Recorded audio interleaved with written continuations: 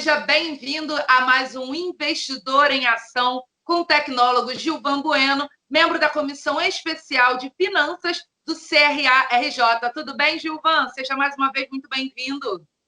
Érico, uma alegria retornar e revê-la e cumprimentar toda a nossa audiência. Como dizem os mineiros, bom demais. Bom demais. Então, vamos lá. Vamos falar sobre teto de gastos e a precificação do Tesouro Direto, já que eles têm uma influência, uma interdependência. Mas eu acho que primeiro a gente tem que explicar para os nossos espectadores o que é o teto de gastos, né? Com certeza. E o teto de gastos, a gente pode fazer uma relação muito direta com a renda das famílias, para a gente conseguir traduzir no governo. Toda família acaba tendo ali o salário como a sua fonte de receita, né? A sua fonte de remuneração.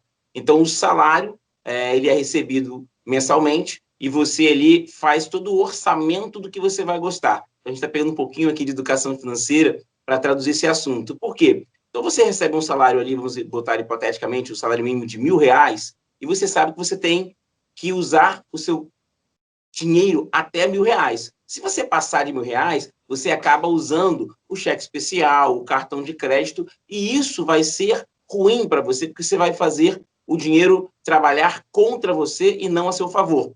Então, toda a família brasileira passa por esse desafio, porque o Brasil tem uma história de renda muito ruim e os gastos aumentaram, leia-se aí o preço do arroz, que nós falamos em episódio anterior. Mas, então, como isso se aplica ao governo? O governo também tem um salário, uma expectativa de receita, que vem através dos impostos e outras derivações. E aí o governo ele fez o seguinte, olha, eu tenho aqui X valor, tá? Mas X valor não atende. Então, se eu passar de X valor, isso quer dizer o seguinte, eu estou me endividando mais do que eu posso. É o que acontece com as famílias e é o que acontece com o governo. É quando você se endivida mais do que você tem. E o governo está fazendo a mesma questão atualmente. Isso preocupa os investidores, Érica, quando ele supera o teto de gastos. Então, digamos que o orçamento subiu no telhado, né? Subiu o teto de gastos, aí o investidor vai falar, opa, peraí, será que ele vai conseguir pagar as dívidas dele? Aí que influencia no Tesouro Direto, é isso? Excelente, Érica. Como eu digo aqui com os amigos, que bom que você existe, porque essa é a discussão. E quando você percebe que o governo está gastando mais do que arrecada, o que você faz? Você cobra um prêmio por isso. O prêmio é juros, ou seja, os títulos que tinham taxa de juros baixas, vamos dizer, algo em torno de 5%, esses títulos agora começam a cobrar mais juros, ou seja, mais rentabilidade para ser comercializado. E aí é o que nós chamamos dos juros futuros que começam a disparar. Então, isso está acontecendo no atual cenário. O mês de setembro, isso cresceu muito, porque o governo tentou fazer ali a renda cidadã, onde ele ia usar dois mecanismos não muito tradicionais, ou seja, ele ia tentar driblar o teto de gastos. E aí o investidor falou o seguinte, poxa, será que o governo tem capacidade de pagar isso agora? Então, governo, eu quero cobrar de você uma taxa maior. E aí os juros futuros deram uma disparada, Érica. E para quem está investindo, começa a ficar preocupante, principalmente porque o Tesouro Direto é um investimento conservador. Então, já é ali aquele que a gente fica meio guardado, né? Então, como é que os investidores estão vendo isso? Né? Quem investiu dinheiro em Tesouro Direto, como deve se comportar, Gilvan?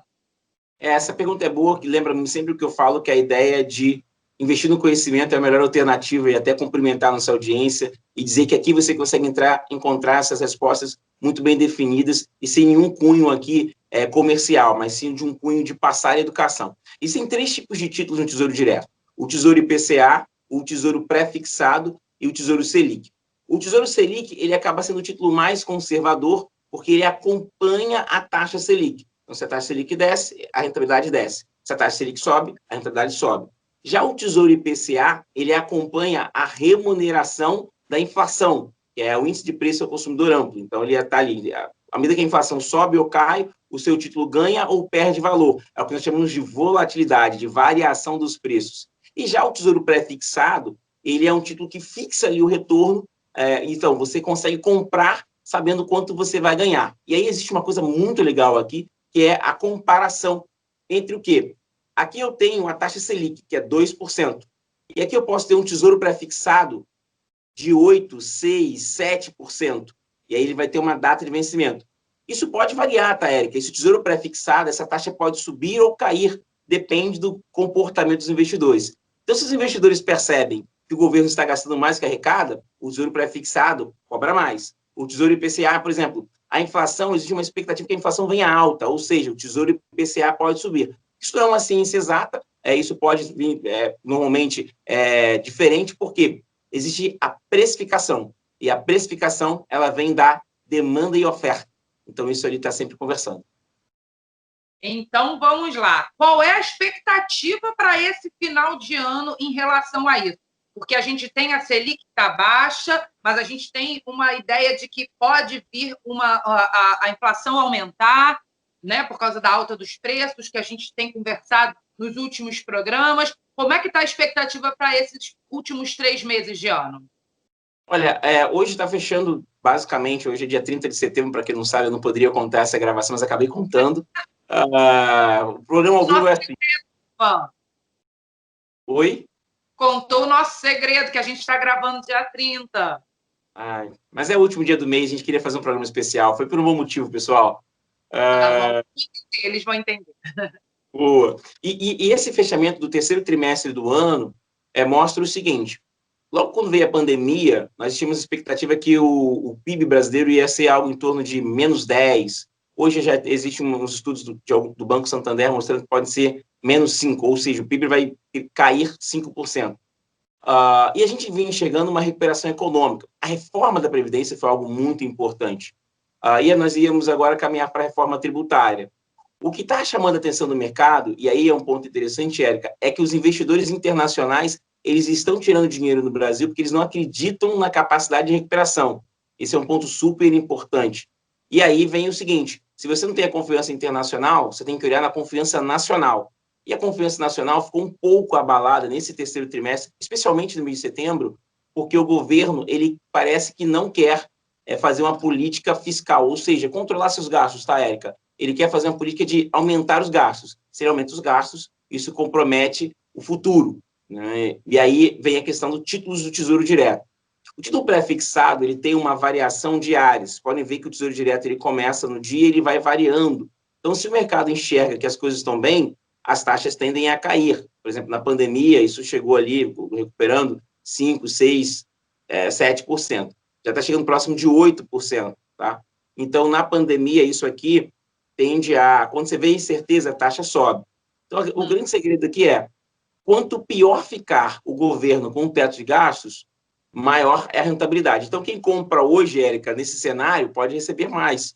E quem comprou lá atrás tem um problema, porque qual o problema, Érica? Imagina que eu comprei o título a 5, tá?